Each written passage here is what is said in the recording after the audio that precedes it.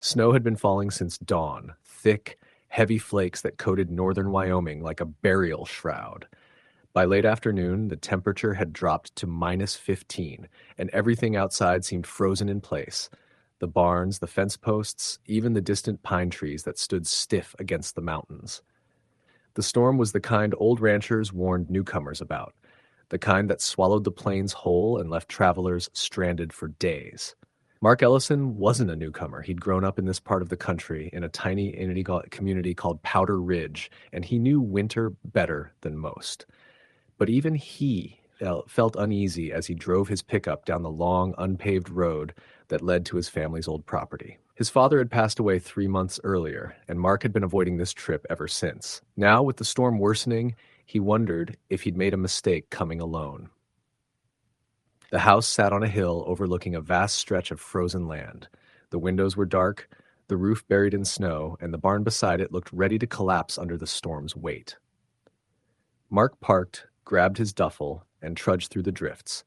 His boots sank deep, each step a struggle. Inside the house, the cold was suffocating. The electricity had been shut off since autumn, and the fireplace was the only hope of warmth. Mark dropped his bag and went to fetch logs from the woodpile behind the house.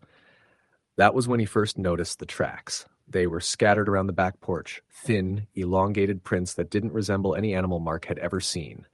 Too narrow to be a wolf, too long to be a deer. They almost looked human, but stretched unnaturally, like whoever made them had taken careful, deliberate steps through the snow. Mark crouched beside them, his breath crystallizing in the icy air. The storm had mostly erased the edges, but the prints were unmistakably fresh. Someone or something had been here very recently. He brushed snow from his beard and shook the unease from his mind. Tracks could distort in storms. He'd learned that as a kid. But even as he picked up the firewood and returned inside, he kept glancing over his shoulder. The house groaned under the weight of the wind as Mark lit a fire. The flames flickered weakly at first, then grew, casting orange light across the dusty living room. Every piece of furniture looked exactly like his father had left it. Same worn recliner, same coffee table with a water ring that had been there for 40 years. Mark warmed his hands and tried to shake the strange feeling creeping up his spine. Maybe the storm was getting to him. Maybe grief was catching up. He hadn't been inside this house since the funeral. Around 9 p.m., as he was unpacking his things, a loud knock echoed through the house. He froze. No one knew he was here. The nearest neighbor lived 5 miles away, and no one, absolutely no one, would be traveling out in a storm like this. The knock came again, louder, more urgent. Mark grabbed the poker from beside the fireplace and walked slowly to the front door. His heart pounded so hard he could feel it in his fingertips. "Who's there?" he called. Wind howled in response. He slowly cracked the door open. No one stood on the porch, only snow swirling violently in all directions. But there were footprints. The same strange elongated prints he'd seen earlier, except now they led right to the door.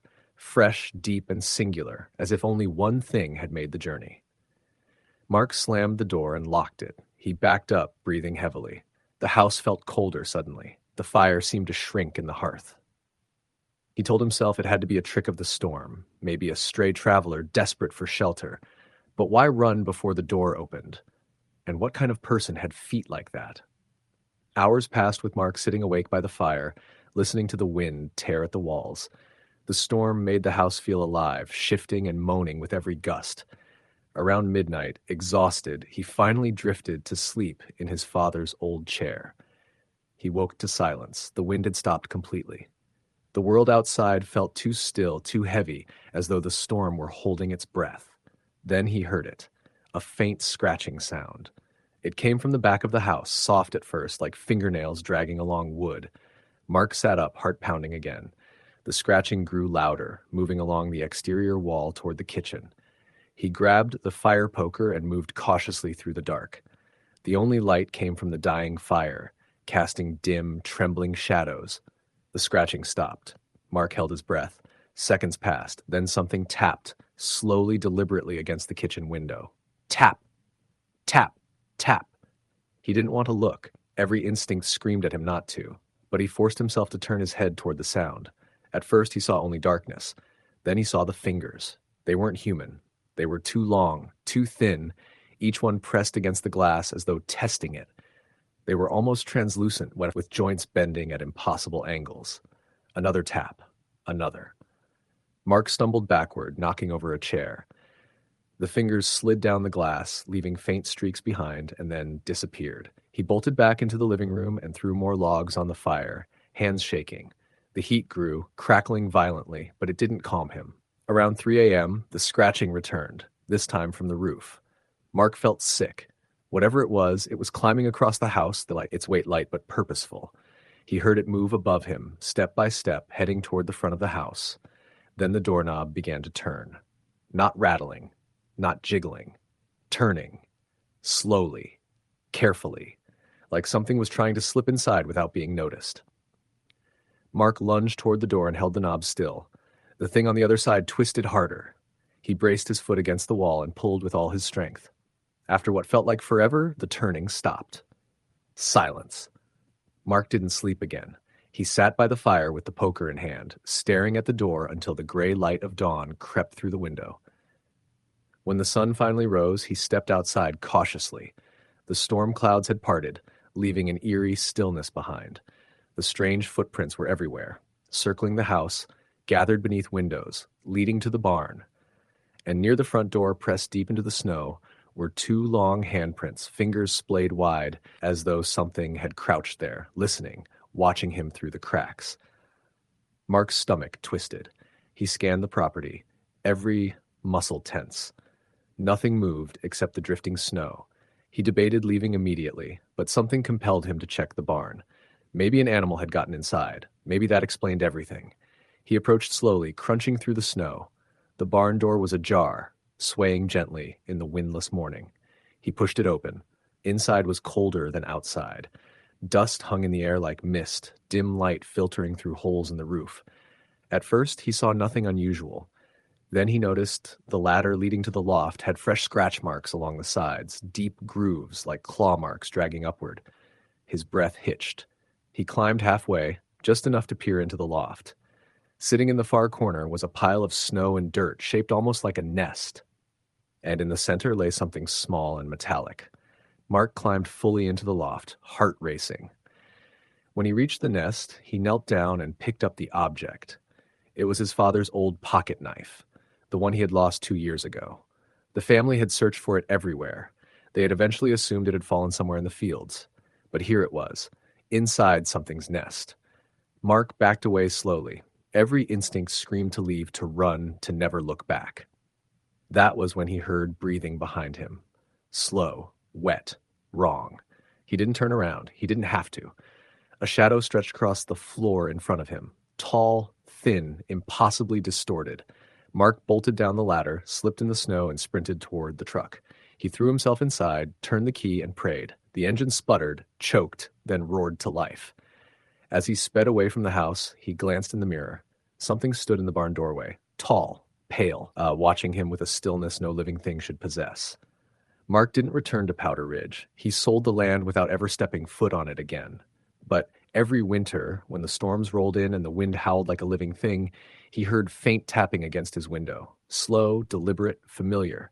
And sometimes when the snow was deep and undisturbed, he would find footprints outside his new home. Long, thin, waiting. Story the end. The storm rolled in quicker than anyone expected that December evening. In the small town of Coldridge, nestled in northern Maine, the wind was already tearing at the trees, rattling the windows of houses that had stood for generations. Snow began falling thick and fast, covering the streets in minutes and making the world outside a silent white blur. Most people had stocked up on supplies and hunkered down, but a few had errands they couldn't postpone. Evan Wallace was one of them. At 29, he had a stubborn streak that made him ignore warnings and weather reports. He worked nights as a mechanic, and when a truck had broken down on the outskirts of town, he felt he had no choice but to go help. His pickup struggled along the snow-covered roads, headlights cutting thin beams through the falling flakes. Visibility was near zero. Every so often a snowdrift would appear out of nowhere, and Evan had to swerve sharply to avoid being buried. The woods on either side of the road loomed tall and dark, their branches bending under the weight of the snow. Evan had driven these roads countless times, but tonight they felt different, oppressive. He could feel it in his chest, a tight, cold knot of unease. He tried to shake it off as fatigue, but the feeling didn't leave. About 15 miles from town, he noticed something odd. At the edge of the tree line, just barely visible through the snow, a figure stood, motionless. Pale against the darkness, it seemed impossibly tall and thin.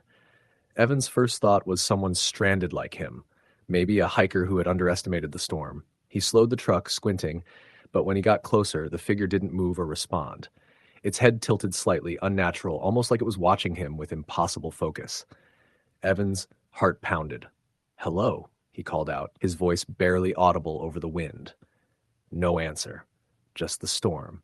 He hesitated, debating whether to stop, but the rational part of him said it was a prank or a stranded person. He eased the truck to a stop a little past where the figure had been and looked in the rearview mirror, but it was gone. Not moved. Gone. Vanished. Shaking, he continued down the road. His phone had no signal, of course, so he couldn't call anyone. Every so often, he thought he saw shapes in the tree line, like fleeting glimpses of figures that dissolved the moment he focused. When he finally reached the broken-down truck, a white panel van abandoned in the snow, he jumped out and tried to start the engine. It was dead. No lights, no sound. Evan cursed under his breath.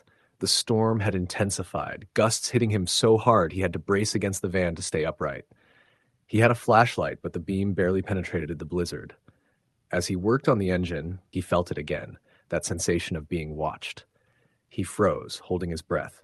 A shadow moved behind the trees, gliding almost silently, impossibly fast. Evan ducked instinctively, straining to see. The shape didn't resemble anything human. Limbs bent at angles that shouldn't be possible. Its head turned toward him, and in the dim light, he glimpsed the eyes. Black, reflective, like obsidian, absorbing the flashlight's beam rather than reflecting it.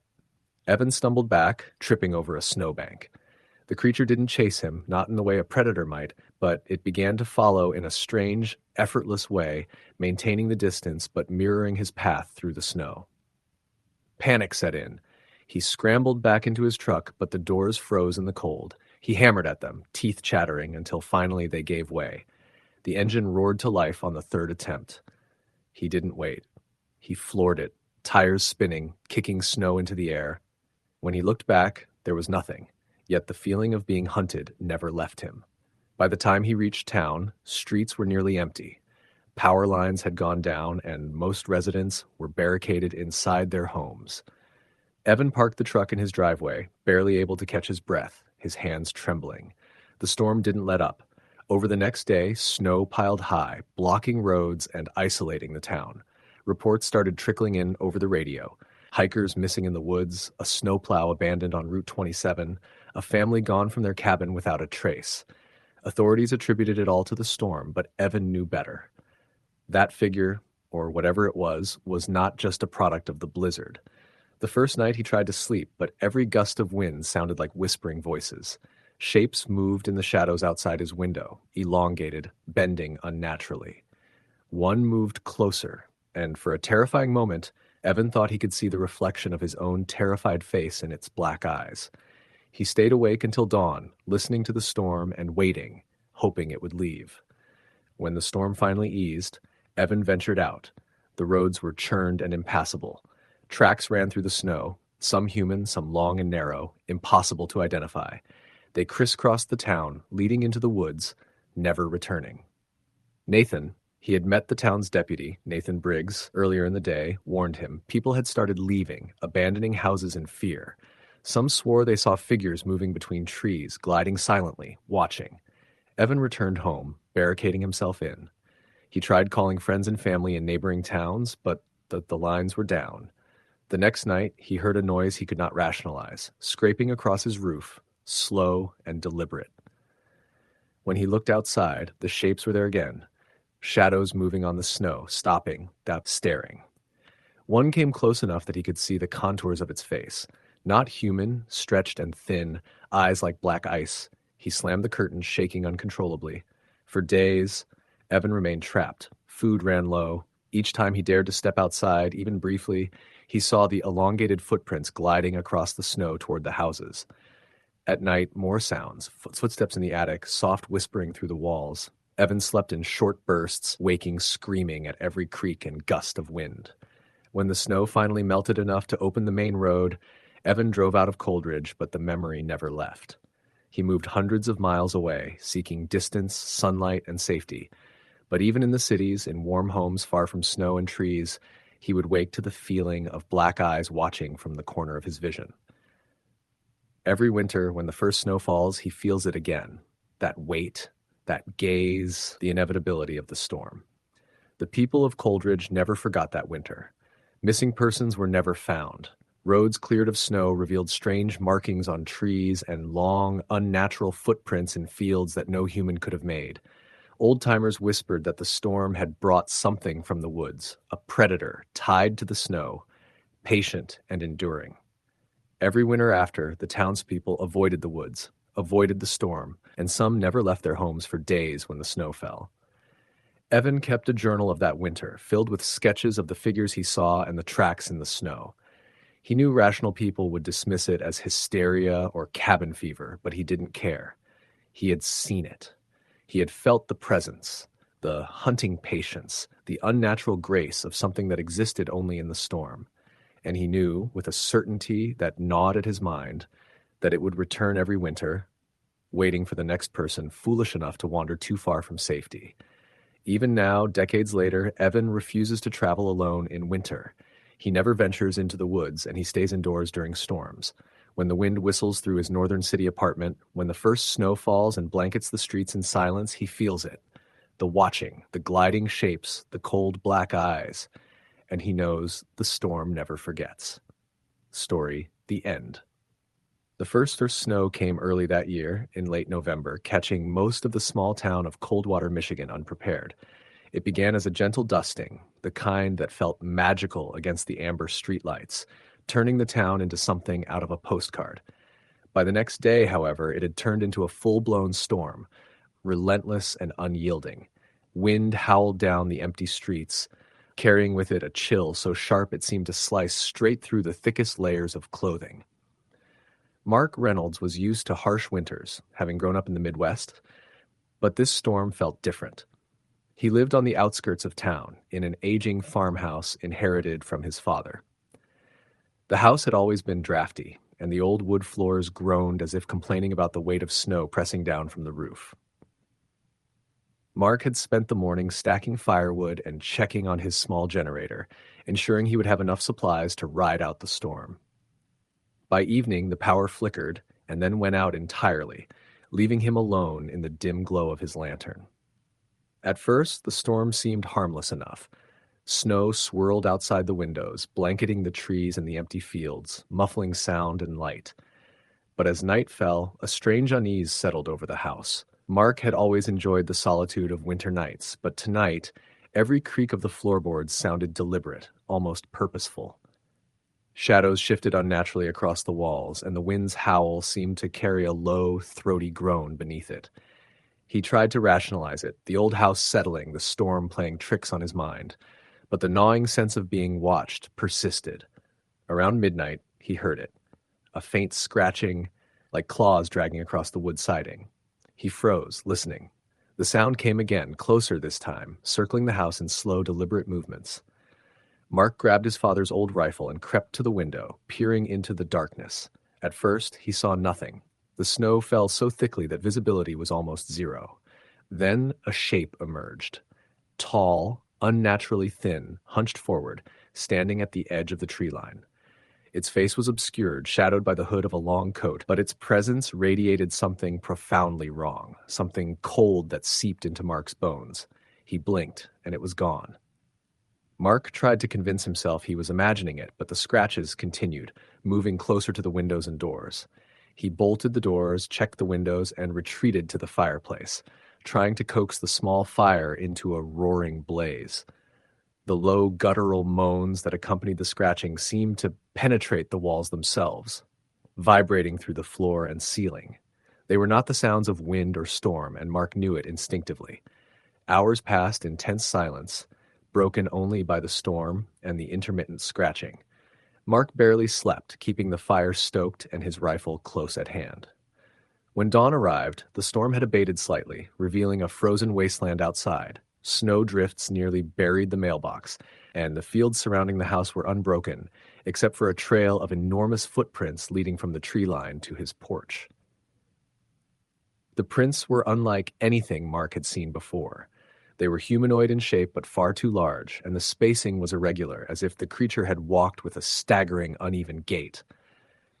They stopped abruptly at the porch, as though the being had paused to observe him. Mark shivered. He wanted to dismiss it as an animal, but the weight and form suggested otherwise. Something had been here, close enough to see him, close enough to strike. The following night, the storm returned with renewed fury. Snow fell so thick that Mark's house felt completely isolated, as if the rest of the world had vanished. By evening, the scratching resumed, louder this time, along with soft thuds against the roof as if something were walking above him. Mark sat in the living room, rifle across his lap, listening to the sounds, praying the night would pass.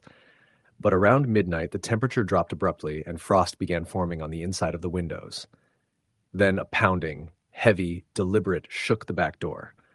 Mark raised his rifle, hands trembling. He approached the door slowly, peering through the peephole. There, just beyond the porch, was the figure again. Taller than any man, hunched with limbs that seemed too long, moving with unnatural grace.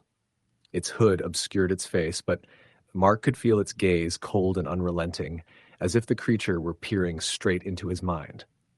He fired. The blast echoed through the storm, deafening in the confined space of the house. But the figure didn't flinch. It stood there for a moment, then dissipated into the snow like smoke carried off by the wind. The sound of moaning and scratching ceased as abruptly as it had started, leaving Mark alone in the eerie quiet. By morning, he dared to step outside. The snow had erased the tracks of the figure, as if it had never existed. But something remained. The ground near the porch bore strange spiral patterns etched into the snow and frozen dirt, impossibly precise and symmetrical. Mark had no explanation, only a creeping sense of dread. He stayed inside, rationing his food, avoiding the windows, and watching the tree line, convinced that whatever had come to him would return. For days, Mark remained trapped in the house, the storm cutting him off from the rest of town. He heard stories on the radio, other homes lost to the storm, hikers missing in the nearby forest, search parties called off due to dangerous conditions. But nothing could prepare him for the next night. Around midnight, the scratching returned, now accompanied by footsteps circling the house. Mark huddled in a blanket near the fireplace, rifle in hand, listening to the rhythm of the movements, and then a voice, whispered, almost human, yet guttural, barely audible over the wind. Leave. The sound seemed to come from everywhere at once, surrounding him, pressing into his skull. Mark refused to leave. He couldn't. The roads were impassable, and the snow would kill anyone who tried to walk. He held the rifle closer, waiting, eyes darting to every shadow, every movement. The night stretched endlessly, the storm roaring outside, the moaning voices pressing closer. Occasionally he glimpsed the figure through the frost-covered windows, always just beyond reach, watching, patient. On the fourth night, Mark realized the creature wasn't alone. Shadows moved among the trees, shifting unnaturally, forming shapes that didn't belong to any human or animal. Their moans joined together, a chorus of low, sorrowful sounds echoing through the valley. Panic surged. He tried to fire at them, but the bullets seemed to have no effect, vanishing into the snow like smoke. By morning, the storm broke, leaving a world transformed into a frozen white wasteland. Mark ventured outside cautiously. The footprints had vanished, but the spiral patterns remained, etched deeply into the snow and frozen earth, radiating outward. They were everywhere, along the edges of the tree line, leading toward town, and then back again. Mark didn't follow them. He didn't want to know where they led. When he finally reached the town center days later, he discovered other homes had been similarly affected. Residents reported strange noises, shadows in the snow, and the feeling of being watched. Some had fled, others had vanished entirely. Those who remained spoke in hushed tones, sharing the stories reluctantly, warning outsiders not to travel during heavy snowfall. The town itself seemed changed, as if the storm had awakened something ancient, patient, and unrelenting. Mark left Coldwater soon after. He moved south, seeking warmer winters and sunlight where snowstorms were brief and predictable. Yet the memories followed him. The scraping sounds, the hollow eyes behind the hood, the spiral patterns burned into the earth. Every winter, when the first snow fell, he would dream of the figures circling the house, of their whispers calling him into the cold. And though he never returned, he knew one truth. Whatever had visited him in that storm had not forgotten, and it never would. Years later, rumors persisted about Coldwater. Hikers disappeared in the forests, travelers vanished on empty roads during winter storms, and residents reported the same strange spirals etched into snow and frozen ground. Few spoke openly about it, but those who did whispered warnings. Do not travel alone in heavy snow, do not venture into the tree line, and never ignore the feeling that you are being watched, because the winter is alive, it waits, and it remembers. Mark never went back, and he never wanted to. But every December, when snowflakes drifted against his windows, he felt the cold presence of those hollow eyes staring at him from the distance, reminding him that some winters are not just cold, they are predators, patient, eternal, and hungry. Story the end. The first real cold snap of the season hit Minnesota the week before Christmas, the kind of cold that made the air brittle and unforgiving. I was working as an overnight road maintenance driver for the county that winter. A job I'd picked up for extra money after my divorce left me with more bills than pride. The work wasn't glamorous, but it was steady. Plow the roads, salt the bridges, report any hazards. Simple enough. Except that winter wasn't simple, not even close. I was assigned to Route 27, a stretch of rural highway that cut through 30 miles of forest and farmland between Brainerd and Aitkin. Most nights were quiet, just me, the snowplow, and the endless white roads. Sometimes I'd go hours without seeing another car, but I didn't mind the solitude. Midnight to 8 a.m. shifts suited me. Nights were calmer, fewer people, less thinking required. One night in early January, a heavy snowstorm rolled in unexpectedly. The kind meteorologists talk around on TV because they don't want the liability of being wrong. The flakes started slow, gentle, swirling. By midnight, they looked like white sand in a hurricane. The county issued an alert, so I got the plow warmed up and headed out as the wind picked up. Visibility dropped to maybe 20 or 30 feet, but the plow's massive lights did what they could. The hum of the engine and scrape of the blade were oddly comforting, drowning out the roar outside. About an hour into my route, I passed mile marker 114, a place locals half-jokingly called Whisper Bend, because of how the wind funneled between the birch trees and made strange noises. I always got a weird feeling driving that stretch at night, but I chalked it up to superstition and the way the moonlight twisted between the branches. The storm was bad enough that night that moonlight wasn't a concern. Still, as soon as I entered the bend, the plow lights flickered, just once, then again. Then the engine sputtered. I frowned, tapping the gauges. Everything read normal. The truck was only a few years old, well maintained, but the lights dimmed again, then surged so bright the snow outside looked like a white wall. The engine died, not slowed, not coughed, just off. The plow rolled to a stop, half on the road, half angled toward the ditch. I flipped the ignition, nothing. I tried the radio. Static, then a whisper beneath the static. Faint, soft, like someone far away was asking a question. The hairs on my neck lifted. "County base, come in," I said. Static. Then the whisper again. Closer. I shut off the radio. The wind howled against the cab, shaking the mirrors. Snow slapped the windshield horizontally, so thick the world outside looked like a blank sheet. I sat there for a minute listening to my own breathing, trying to calm the spike of panic. Engines die. Batteries fail. Radios glitch. It was just weather. I pulled out my phone. No signal. Even for that part of the county, that was unusual. The temperature inside the cab dropped fast. I could see my breath. Without the engine, there was no heat, so I pulled my coat tighter and decided I'd have to inspect the engine compartment. I grabbed the flashlight from the glove box, thank God I always kept it charged, and stepped out into the storm. The wind nearly pushed me back inside. Snow swallowed my boots. The cold hit so hard it felt like it cracked my skin. I hunched forward and forced myself around to the hood. Opening it was a battle. The latch was iced over, but I managed to pry it loose. Everything inside looked normal. Perfect, actually. Not overheated, not frozen, nothing visibly wrong. That was worse somehow. I shut the hood and turned back toward the cab. That's when I saw the figure. Barely. 30 yards up the road, illuminated only in thin slices between the gusts, someone was standing on the highway. A tall, thin silhouette. No movement, no visible coat, no hat, just standing there like they'd been waiting. "Hey!" I shouted, but the wind immediately swallowed the word. I waved my arms. The figure didn't move.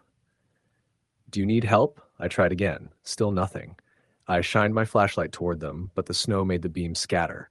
I took a few steps forward and the figure stepped back, not turned, not ran, just stepped backward and disappeared into the wall of white. Every instinct I had told me not to follow. But people wander in storms and die all the time. Disorientation, hypothermia. I couldn't just let someone freeze out there. So I pushed forward, counting my steps, keeping the plow lights behind me as a reference point. 10 steps, 15, 20. No figure, no footprints. Mine were the only ones in the snow. I scanned the road, squinting. My flashlight flickered once, twice, and steadied. The wind eased for a moment, and I saw something off to the right, something darker than the trees. A structure, old, sagging, a tiny wooden cabin or shed, half swallowed by drifts. I'd never noticed it in all my nights on this route. Maybe it was farther into the brush normally, but the storm was changing the landscape. Or maybe I'd driven past it 100 times and never seen it. A faint light glowed inside. A candle? A lantern? It flickered warm and uneven. "Hello," I called, approaching slowly. "County worker here? Anyone need assistance?" The light inside dimmed, then flared brighter. I swallowed hard and stepped onto the small porch. The boards creaked. The door was slightly ajar, trembling with each gust. I pushed it gently. The smell hit me first. Rot. Cold rot. Like meat left in a freezer that had lost power days earlier. The single room inside was barely furnished. Just a cot, a chair, and a small table with an old-fashioned lantern on it. The lantern's flame wasn't real. It hardly cast heat. The glow shimmered, too steady, too silent. "Hello?" I said again. No answer, but I felt it. The unmistakable sense of another presence. Not seen, not heard, but there. I stepped back. The wind slammed the door shut behind me. Hard. Then, knock. Knock. Knock. From the inside. My chest tightened. I stumbled backward off the porch, nearly losing my footing in the snow. "Who's in there?" I shouted. The knocking stopped. Silence. Then the lantern went out. Total darkness swallowed the cabin. I didn't wait. I ran half blind, choking on wind and snow, back toward the plow lights. Every crunch of my boots sounded like something was running behind me. When I finally grabbed the door handle and climbed back into the cab, I slammed the door and locked it, hands shaking uncontrollably. The plow lights flickered, then steadied. The radio crackled. "Say, you copy?" Route 27, storms. I snatched it up. "County base?" "Yes, yes, I'm here." My plow died near Whisper Bend. I need. The radio cut out again. Then the whisper returned. Clearer this time. "You shouldn't have left." My blood turned to ice. I dropped the radio. The plow's headlights dimmed again, then suddenly surged to life so bright they illuminated everything, including the figure standing directly in front of the truck. I screamed, grabbed for the ignition, reflex even though the engine was dead, and ducked instinctively. But the figure didn't move, didn't react, didn't seem to notice the lights at all. Slowly, terrified, I raised my head above the dashboard. The figure was gone. Just gone. The lights flickered, dimmed, steadied, and the engine roared back to life as if nothing had happened. I didn't think. I put the plow in gear, turned the wheel hard, and got the hell out of there. The next 10 miles were a blur of snow and panic. When I reached the station, I stumbled inside, ranting about a dead engine, a shadow in the road, a cabin that shouldn't exist. 3 other drivers searched the route before sunrise. They found nothing. No structure. No footprints near where the cabin should have been. No signs of anyone walking barefoot in freezing temperatures. My plow engine tested perfectly. Not a single malfunction recorded. They chalked it up to stress, exhaustion, storm hallucinations, but I know what I saw, what I felt, what knocked on the inside of that door. I quit the job 3 days later. I still drive Route 27 sometimes if I absolutely have to, and every winter storm without fail, when visibility drops and the wind funnels through the trees in that same low groan, I see the flicker, a brief, warm glow in the woods like a lantern, waiting, watching. And I always keep driving, because if I stop, I know the knocking will start again. Story the end. Snowstorms in northern Wyoming have a way of turning the world into something older, something untouched, something that doesn't care if you make it home or not. People from out of state think the danger comes from the cold, or the whiteout roads, or the way cell service drops the minute you leave the highway. But they're wrong. The real danger is that the land becomes something new every time it freezes over. Something unpredictable. Something you can't prepare for. The winter I was 16, my father took a job managing a remote hunting lodge outside the small town of Ten Sleep. It wasn't really a lodge in winter, just a huge timber cabin too far from anything to be useful except as a seasonal hub for repairs. But my father always said yes to extra work, especially after the divorce, and I never minded going along. I liked the quiet. I liked the snow. I liked feeling like the world shrank down to just me and my dad and the Wyoming wilderness. Our plan was simple. Drive up Friday afternoon, stay 2 nights, check the generators, secure the outbuildings, fix the snowmobiles, and head back Sunday before the next storm rolled in. My dad packed enough food to last a week, just in case, which he always did even when he was going somewhere for an hour. But nothing he packed prepared us for what we found out there. We reached the lodge around dusk. The last stretch of road was nothing more than a snow-packed trail winding through tall black pines. The sky glowed gray and heavy, swollen with the promise of another storm. When we finally pulled up to the lodge, the lights were dark. "Generator must have gone down," Dad muttered. "It's okay, we'll get it running." He loaded gear onto his shoulder and trudged through the knee-deep snow toward the back shed. I grabbed bags and followed. The silence was the kind that presses against your ears, a thick, heavy stillness. Even the trees stood perfectly still, no branches moving, no wind, no birds. As we passed the line of old cabins behind the lodge, something caught my eye. One of the doors was open, not wide open, just cracked about an inch, but enough to notice, enough to feel wrong. Dad saw it too and paused. "No one was supposed to be here," he said. "Cabins were all checked and locked last month." "Maybe the latch broke?" He nodded, but his jaw tightened. Dad wasn't the type to spook easily, but even he didn't like unexpected things this far from town.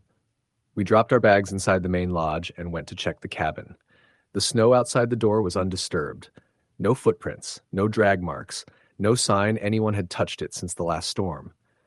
Dad pushed the door open slowly. The cabin interior was dark except for the faint gray light from the window. It was empty. Dusty. Cold. Nothing disturbed. Except the bed. The old wool blanket had been pulled halfway off, hanging onto the floor like someone had been sitting there, or lying there. Dad tugged the blanket back into place. "Probably animals," he said, but he didn't believe it. "Let's get the generator going." We stepped outside and shut the door tight. Dad even tugged it twice to make sure it latched. It did. But when we came back 2 hours later after getting the generator running, the door was open again. Same angle, same crack, same undisturbed snow in front of it. My breath fogged thicker. "Dad, did you lock it?" "I closed it," he said. "Hard." "Should we check again?" "No, we're done checking cabins for tonight," he said it firmly. Too firmly. I didn't argue. Inside the lodge, the generator hummed enough power to give us heat and lights if we stayed in one room. The rest of the building creaked with settling wood and cold pressure. We made canned chili on the propane stove, played cards, and tried to ignore the gnawing feeling that something was off. Around 11 p.m., the wind picked up. Fast. The storm hit hard and sudden, rattling the windows and pushing snow against the doors so thick it sounded like sand hitting glass. We layered up again and did a quick check of the entrances to make sure the doors were secure. All were. Except the back door of the lodge, the one that led toward the cabins. It was unlatched, not wide open, just cracked, just like the cabin door. Dad slammed it shut and bolted it. Wind must have caught it earlier, he said. But he checked the latch twice. It was working perfectly. We turned in early that night, though neither of us slept. The wind screamed like a living thing, shaking the building and sending icy drafts down the hallways. I kept thinking about the open cabin door, about how it had no footprints around it, about how the snow should have recorded everything. Around 2 a.m., I heard something new. Not wind, not trees, footsteps, slow ones, crunching across the icy deck outside. I sat up, holding my breath. The footsteps moved along the wall, past the windows, toward the door. Then, a knock, 3 taps, slow, heavy, measured. Dad's door opened across the hall. He stepped out, gun in his hand, finger on the trigger. He whispered, "Stay behind me." The knocking came again, this time softer, almost polite. Dad crept to the window, lifted the curtain, and looked outside. I saw his face change. His expression didn't twist in fear or shock. It went blank. Completely blank, like he didn't understand what he was seeing. Then he lowered the curtain slowly. "There's nobody there," he said quietly. But the knocking continued. At that point, something in my body didn't feel like fear. It felt like instinct. I stepped back. The knocking stopped. Then something scraped across the wall outside, a long, dragging sound, like nails or fingertips. Dad grabbed his boots. "Get your coat. We're going outside." "No, we're not. Whatever this is, I'm not letting it damage the lodge." He wasn't thinking clearly. I knew it. I think he knew it too. But he opened the door anyway. The wind blasted snow in, stinging our faces. The porch was covered in fresh snow, a clean white sheet. No footprints, no marks, nothing disturbed. Dad stepped forward. Then I saw it. Not with my eyes, at least not clearly. It was something in the corner of my vision. A tall shape at the tree line, too tall, the proportions wrong, like a person drawn by someone who had never actually seen one. Long limbs, bent stance, stillness that didn't match the blowing snow. "Dad," I whispered, "get inside." He didn't move. The thing stayed perfectly still at the trees, its shape half swallowed by the storm. Then it tilted its head, slowly, as if studying us. Dad grabbed my arm. "Inside. Now." We backed in, slammed the door, and bolted it. Dad shut off the lights so the windows wouldn't show our silhouettes. We sat on the floor, backs against the wall, listening. The storm howled. Then another sound cut through it. A moan. Low, long, not human, not animal. It came from just outside. Then another sound, soft, sliding pressure against the door, like something was leaning on it. We stayed silent. The pressure continued for almost a minute. Then it moved, past the door, along the wall, toward the back, toward the cabins, toward that one open door. When morning came, the storm had calmed, but the cold was brutal. My eyelashes froze as soon as we stepped outside. Dad walked to the cabin with the open door. It was wide open now. Snow had drifted inside. Something had been in there overnight. The bed covers were pulled down again. But this time, something had been resting on them. A shape, a long shape. Like a body had lain there. Dad didn't say a word. He walked back to the lodge, started packing, and told me we were leaving within the hour. We didn't finish the repairs. We didn't check the other cabins. We just drove. When we reached the main road, Dad said quietly, "We're never going back to that lodge again." And we didn't. We moved out of Ten Sleep that spring. Dad never took another job that required being alone in winter. Sometimes I dream about that shape at the tree line, tall, still, watching through the snow. And sometimes only when the world gets cold enough, when the wind comes down from the mountains in long, hollow breaths, I swear I hear that same low moan again. Searching, calling across the distance. Story, the end. Snow had been falling for 4 straight days by the time the power went out in our small town of Weyburn Ridge, Montana. Heavy, relentless, wind-driven snow, the kind that swallowed roads, buried fences, and erased the sound of anything more than a few feet away. The storm had already knocked out half the county's grid, and the radio kept warning everyone to stay inside, conserve heat, and wait it out. Most people did. But not my cousin Eric. It was late December, right after Christmas, and we were staying at my aunt's old ranch house after she'd passed earlier that year. My family had gathered to sort her belongings, clean the place, and prepare it to be sold in the spring. The house stood 2 miles off the nearest plowed road, down a long gravel path now hidden under 2 feet of snow. It was the kind of place that felt lonely even in summer. The night the storm hit hardest, we were all gathered in the living room. Me, my younger sister Julia, and Eric trying to keep warm near the wood stove. The windows shuddered constantly, rattling in their frames as wind screamed across the open fields. The house made noises I'd never heard before, deep groans and creaks that sounded almost alive. I saw Eric glancing at his phone for the 10th time in a minute. "They're shutting the highway at midnight," he muttered. "I was supposed to pick up Tara from Livingston tonight." "Not happening," I said. "No one's getting anywhere in this." "I promised her," he said, standing. Julia scoffed. "She lives over an hour away, longer in good weather. You'd freeze before you reached the first turnoff." But he had that look, The stubborn one. He pulled on his jacket anyway. Eric, I said, lowering my voice, don't go out there. The drifts are 6 feet in spots. You'll get stuck. I won't, he insisted and reached for his keys. You will, Julia said sharply. Every storm like this, someone gets lost out here. Someone freezes. He hesitated just for a second. Then a loud bang hit the side of the house. All three of us jumped. Another bang, this time from the back wall near the kitchen. The wood stove flickered as a gust shook the chimney. What the hell was that? Julia whispered. I grabbed the flashlight from the mantel and approached the back window. Snow blew so thickly across the glass it looked like white static. I pointed the beam outside, but it reflected back at me uselessly. The banging came again, right beneath the window this time. It's probably a branch, Eric said, though he didn't sound convinced. Wind must have snapped something, but the sound didn't match a branch hitting siding. It was rhythmic, spaced apart by a few seconds, like something or someone testing the wall. I shone the flashlight down near the base of the window, and that's when I saw them. Footprints. Bare human footprints. Dozens of them. They circled the house in a wide pattern before converging right below the window where the banging had come from. I felt my stomach twist into a cold knot. Eric saw my face. What is it? I stepped aside. He leaned over and stiffened immediately. What kind of idiot walks barefoot in a storm like this? He muttered. No one, Julie said quietly. No one survives that. The prints were fresh, sharp-edged, filled with powdery snow, but not drifted over. Something had made them very recently, and there was no path leading toward them, only away from them, looping back toward the fields. We should go check, Eric said. No, I snapped. We stay inside. He shook his head. If someone's out there, they'll die in this cold. Or we will, Julia said. This isn't normal. But it was too late. Eric had already grabbed his boots. I blocked the door. Don't be stupid. He held up an arm, sat. Just 5 minutes. I'll circle the house and look for tracks. If someone's out there, I'm not leaving them to freeze. Before I could stop him, he opened the door and stepped into the blizzard.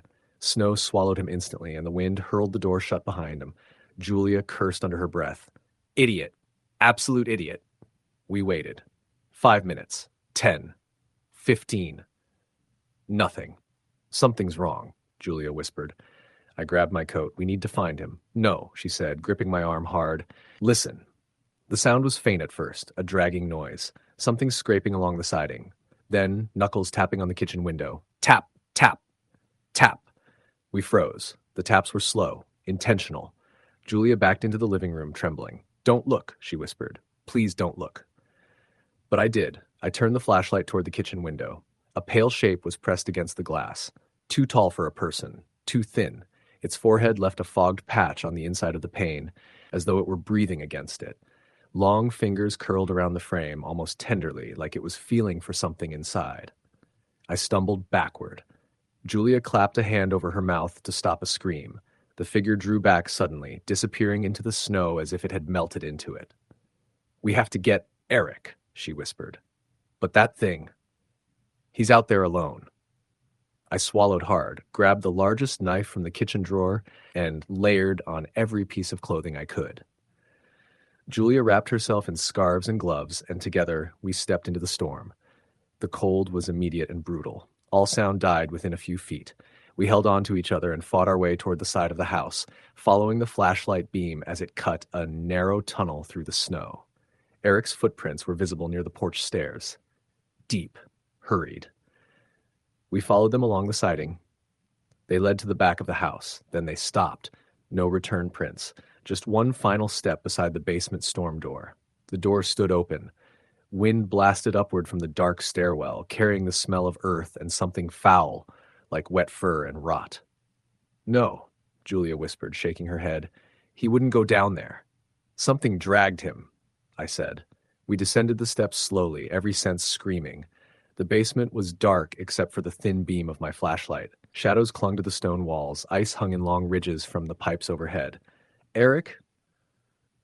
I called, voice cracking. No answer, only the wind pounding against the storm door above. We crept deeper, past boxes of old clothes and broken tools. The beam shook in my hand. Then it landed on something ahead. A footprint, bare, human-shaped, pressed into the thin layer of frost on the concrete floor. Another beside it, and another. leading toward the far corner of the basement, toward the old coal chute. The chute hatch was open, the metal door hanging crookedly. "Something came in through there," I whispered. "No," Julia said. "Something went out." We stared in horror. The tracks led to the chute, but none led away from it. The chute was too small for anyone to fit through, too narrow, too short, and yet the footprints ended there. Eric was nowhere. We tore through the basement, calling his name, ripping open old cabinets, checking behind every stack of boxes. Nothing. Finally, we stumbled back upstairs, shivering violently. The house felt even colder than before, as if every bit of warmth had been drained from it. The wood stove crackled weakly. And then we heard it, a faint tap from the living room window. Julia grabbed my arm so hard it hurt. Tap, tap, tap. I swung the flashlight toward the window. A hand rested against the glass. Not the tall figure from earlier. A human hand. Eric's hand. His face appeared next, pale, trembling, eyes wide and pleading. He mouthed something we couldn't hear. "Help me." I rushed toward the door, but Julia pulled me back. "Wait," she whispered, voice breaking. "Look." Her voice snapped something inside me. I turned back toward the window. The wind shifted. Snow thinned for a moment, and behind Eric, towering over him, stood the pale figure. Its long fingers rested lightly on his shoulders, as though presenting him to us. Its face hovered close to his, too close, like it was breathing him in. Eric's breath fogged rapidly across the glass, panicked and shallow. Then suddenly, it stopped. He went still, completely still. The figure stepped back into the storm, Eric's limp body in its arms, and both vanished into the snow. We never saw him again. Search parties found no trace of him. No footprints, no clothing, no signs of struggle. Nothing except the bare human tracks circling the house in wide loops that reappeared every night for a week before vanishing entirely. People called it disorientation, hypothermia, panic. No one believed us. But every winter since, on the coldest nights, Julia and I both dream of a pale shape standing outside the window, of breath fogging the glass, of a soft, slow tapping, begging to be let in. And sometimes, if the storm is quiet enough, we wake to find new footprints circling the house, bare, human, ending at the window, never leading away. Story, the end. The snowstorm that swallowed up the western stretch of Wyoming in February of 2016 wasn't supposed to be anything unusual. At least that's what the weather reports said. Heavy but manageable snowfall, the forecasters insisted. Stay indoors, avoid unnecessary travel. Nothing about whiteout conditions. Nothing about temperatures dropping faster than they could measure. Nothing about the wind sounding like something alive. I was heading to see my older brother, Mason, who had been living in an old ranger outpost outside of Ten Sleep. He wasn't a ranger anymore. Budget cuts had pushed him out, but he'd stayed on as a volunteer caretaker. Said the quiet kept him sane. No neighbors, no noise, no people, he told me on the phone. Best thing that ever happened to me. But when I called him that week, he didn't pick up. At first it didn't worry me. It was normal for him to go off-grid for a couple days. But 4 days passed, then 5. By the 6th day, when the county sheriff said the roads to the mountain pass were technically closed but not impossible if you take it slow, I loaded my truck with chains, gas, food, and enough blankets to insulate a barn. The road got worse the higher I climbed. Snow piled in strange formations, sharp ridges instead of drifting dunes like it had been sculpted by something other than wind. The sky was a washed-out gray, the kind that looked colorless, endless, and close enough to touch. It pressed on you, made you feel small. By the time I reached the outpost road, the storm had settled into a steady curtain of white. My tires crunched on the icy ground, the sound dampened by snowfall so heavy it felt padded. Mason's truck was parked outside the cabin. That eased me a little. If he'd left, he would have taken it. But when I stepped out of my own truck, every bit of warmth in my body drained. There were footprints. Not many. Maybe half a dozen. But they weren't leading to the cabin. They were leading away from it. Into the trees. Bare footprints. I knelt down, brushing snow aside with my glove. The prints were deep, defined, toes splayed, heel crisp. Who the hell walks barefoot in 2 feet of snow? I stood slowly. The trees beyond the cabin were dark, dense, and dead still. The wind didn't reach that far. Nothing moved. But the silence had a strange texture to it, like it wasn't empty but waiting. I shook the snow from my coat and rushed inside. The latch on the door was broken, snapped clean through. The cabin was colder inside than it was outside. The stove wasn't lit. Mason's coat was draped over the back of a chair. His gloves sat on the table beside a half-empty mug of coffee turned to slush. Something was wrong. Very wrong. I called out his name. My voice echoed off the wooden walls, thin and swallowed. No answer. The place was small enough that I didn't need long to search it.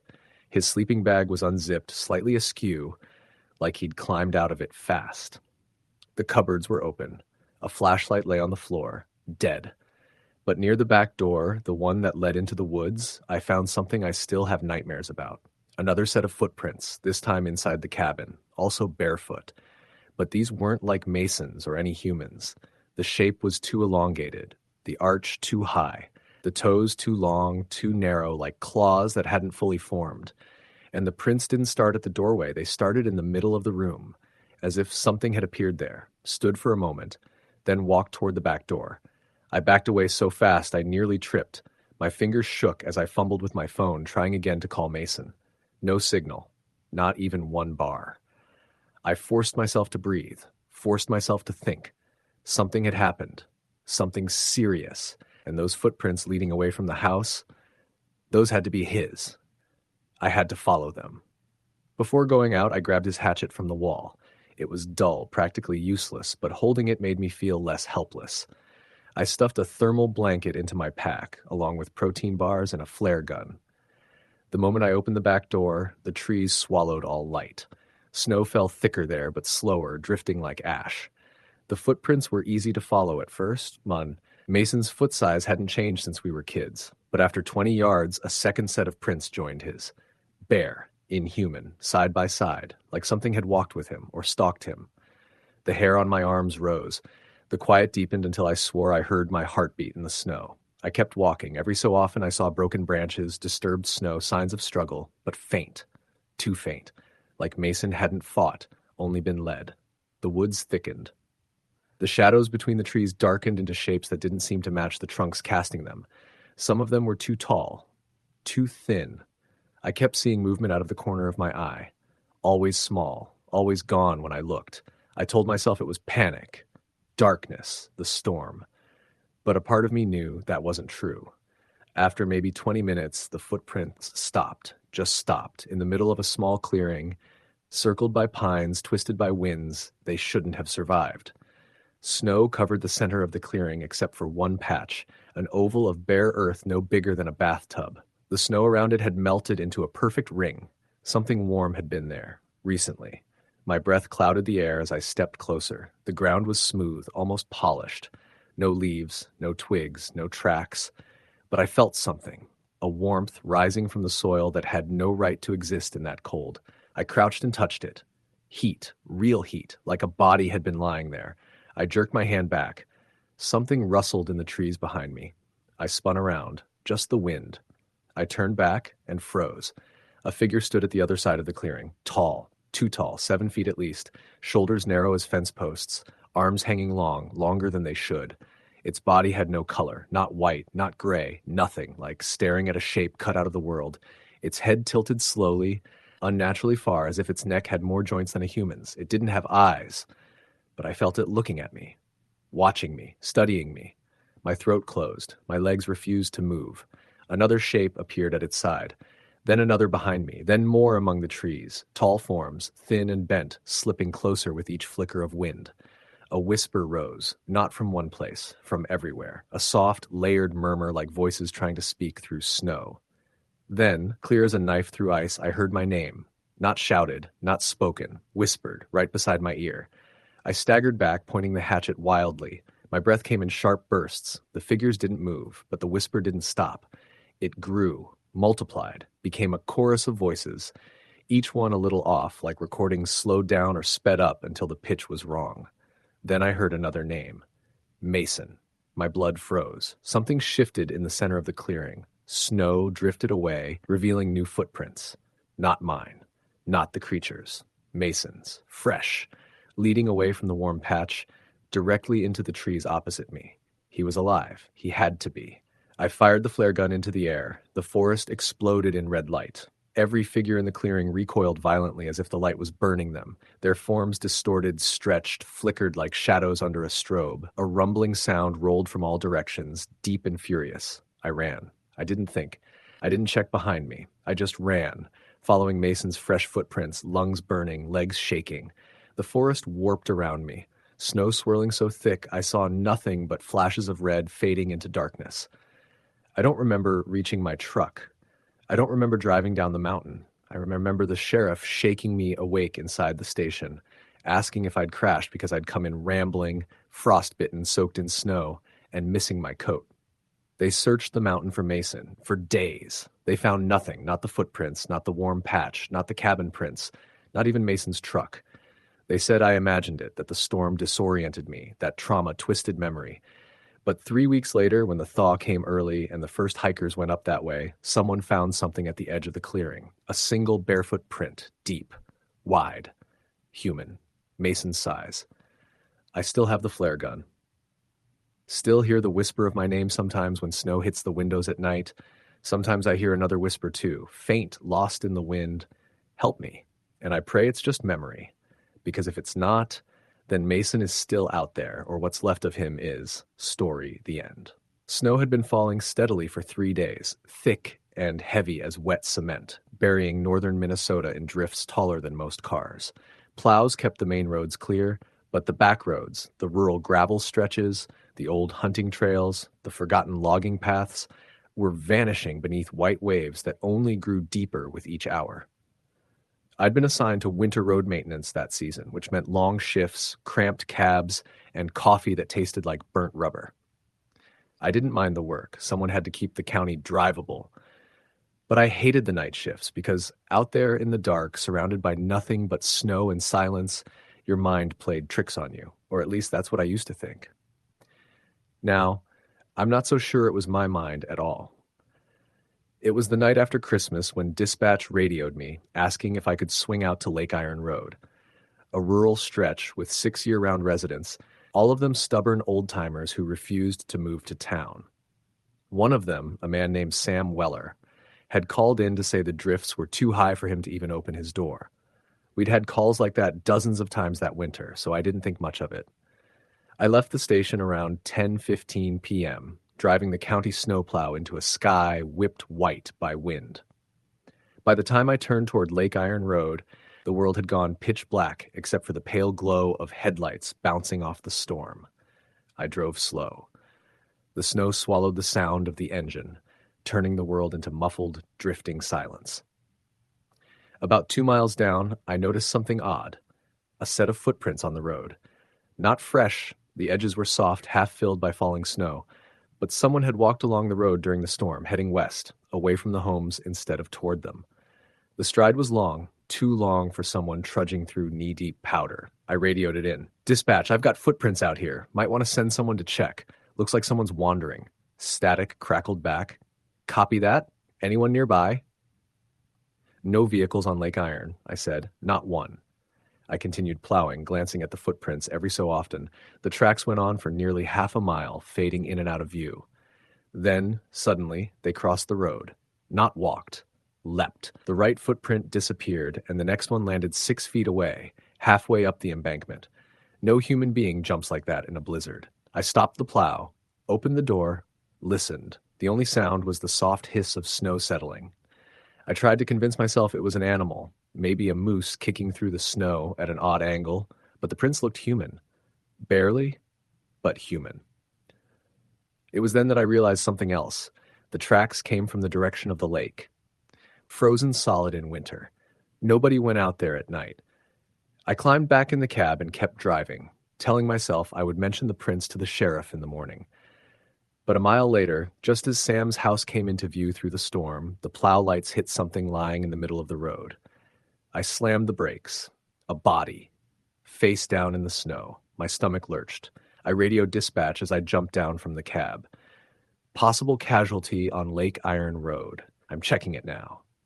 Snow swirled viciously, sticking to my eyelashes as I stumbled toward the figure. As soon as I got close, I could tell they were alive. The body twitched, a low moan drifting up from the ground. "Hey!" I crouched beside them. "Sir, can you hear me?"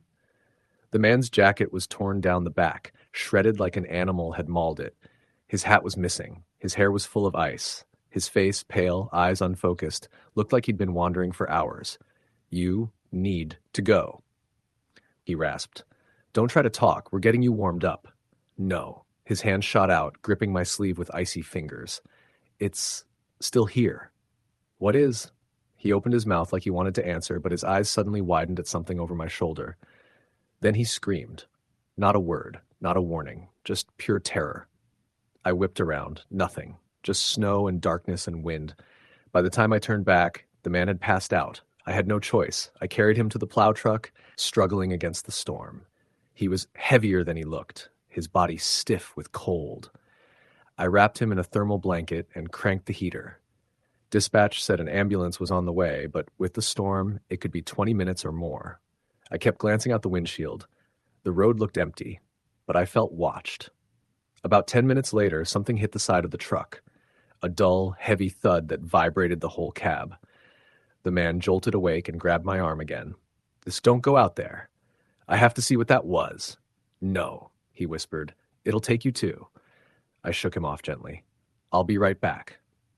Opening the door was like stepping into a blender. Snow blasted me sideways. I shielded my face and walked around the plow. The road was empty, nothing but white, swirling darkness. Then another thud on the opposite side of the truck. I stumbled around, slipping on ice, still nothing.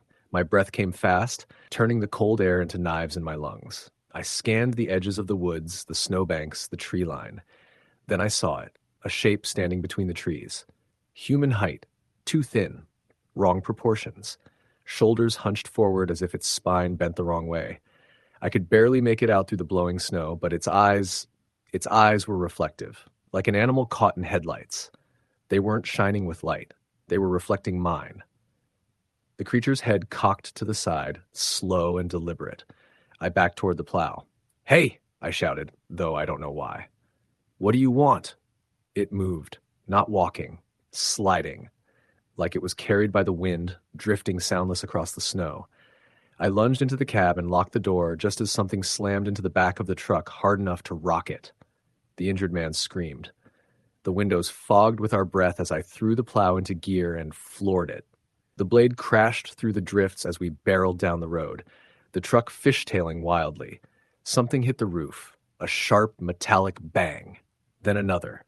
Snow poured down the windshield. The wipers struggled. I didn't look back. I didn't slow down. Not until we reached the last stretch of road where the trees opened up enough for me to see two sets of headlights approaching, the ambulance and the sheriff's cruiser. Only then did the assaults stop. When the paramedics pulled the injured man from the truck, he was barely conscious again.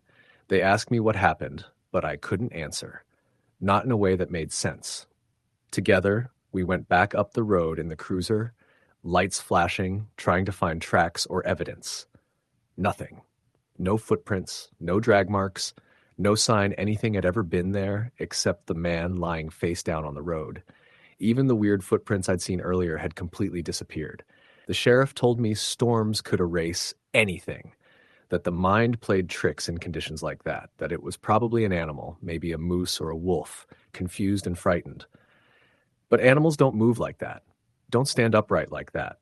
Don't watch you with eyes that reflect your headlights without blinking. The man lived, but he left Minnesota 2 days later. When the sheriff asked him what happened, he said only one thing: "It follows the storms." He wouldn't explain more. But I think I understand now. Because last night, during another winter whiteout, something scraped against the siding of my house, a long, deliberate drag. Not wind, not tree branches, something else, something patient, something that knows I saw it. I didn't sleep after that. I don't think I'll ever sleep right in winter again. Story the end. The first real cold snap of the season came down on northern Maine like a sledgehammer. Roads that had been wet and slushy that morning hardened into black ice by afternoon, and by the time the sun dipped behind the pines, the thermometer outside my cabin window read 18 degrees Fahrenheit and falling. I'd lived in the Forks my entire life. Winters were always harsh, but that year felt wrong. The cold didn't just sting. It settled deep in your bones, heavy and dull, like something alive pressing against you. The radio kept repeating warnings about record-breaking temperatures, urging people to stay inside. But that was the night I had search and rescue duty. A snowmobiler had gone missing somewhere near Mosquito Lake, an experienced guy too. Locals said he'd been riding the lake trail at dusk and never returned. His wife called it in, hysterical, saying she knew something was wrong because she heard him scream through the phone before the call went dead. I didn't want to go out in that cold, but duty was duty. And besides, I'd been on dozens of rescues. I'd pulled people out of frozen ravines, blizzards, even thin ice. People panicked, they got lost, they survived, or they didn't. But this would be the last rescue I ever took. I headed out on the department's snowmobile around 7 p.m. The moon was bright enough to make the snow glow, though the cold made the air feel thick and metallic in my lungs. The tree line creaked with every gust of wind. Trees snapped in the distance, loud cracks echoing like gunshots. After 20 minutes on the trail, I saw the first sign something was off. A set of snowmobile tracks veering sharply into the woods. Not normal. Too sharp, like the driver had swerved hard to avoid something. Or someone. I followed them. My headlamp cut through the darkness, illuminating branches heavy with ice. The cold deepened, the kind of cold that aches behind your eyes. The trail narrowed until the machine could barely fit, branches scraping both sides of my snowmobile like fingernails. Then I saw the snowmobile. It was half buried in a shallow ditch, still running, the throttle humming like a trapped animal. Exhaust plumed weakly, fading into the night air. The seat and handlebars were dusted lightly with snow as if it had been there for maybe an hour, but there were no prints around it. Not a single footprint in the fresh snow. The rider had vanished. "Hello?" I shouted into the trees. "This is search and rescue. Can you hear me?" Silence. I killed my engine. The quiet that followed was unnatural. No wind, no animals, no shifting branches, just cold and stillness deep enough to choke on. A faint sound broke the silence. Not a cry for help, not movement. Humming, a low, strange, tuneless humming coming from deeper in the woods. It wasn't far. I grabbed my flashlight and followed it. The sound grew louder, weaving through the trees like smoke, sometimes close, sometimes far. My breath crystallized in front of me, swirling in the beam of my light. The humming shifted up and down like someone mimicking music they didn't quite understand. After maybe 5 minutes, my radio crackled to life. A voice came through, choked, panicked. "Help! Help me!" The voice of the missing snowmobiler. "Where are you?" I said quickly. "I found your machine. Are you injured?" Silence. Then, clearer this time, "Don't look at it." Static swallowed the rest. My stomach dropped. "Look at what? Talk to me." He didn't answer, but the humming stopped, instantly. The sudden quiet made my skin prickle. It was like the entire forest was holding its breath. Then a branch snapped behind me. I spun around, flashlight shaking. Nothing. Another snap, closer this time. "Sir?" I called, fear tightening my throat. "If that's you, keep talking so I can find you." I stepped toward the sound, boots crunching loudly in the otherwise perfect stillness. That's when I saw him. Or what was left of him. The missing snowmobiler stood between two pines, his body stiff, arms at his sides, face tilted upward as though he were listening to something far above us. His jacket was ripped along one sleeve, and frost clung to his eyebrows and beard. "Sir, stay where you are," I said, inching toward him. "You're suffering hypothermia. I'm going to help you. Just stay still." He didn't blink, didn't move, didn't breathe. I stepped closer, raising my flashlight. His eyes were wide open, pupils fully dilated, and frozen solid. White frost coated the whites of his eyes, spiderwebbing outward. His lips were cracked and blue. His skin was pale, not the pallor of cold back, but the pale of something drained. I touched his neck. Ice.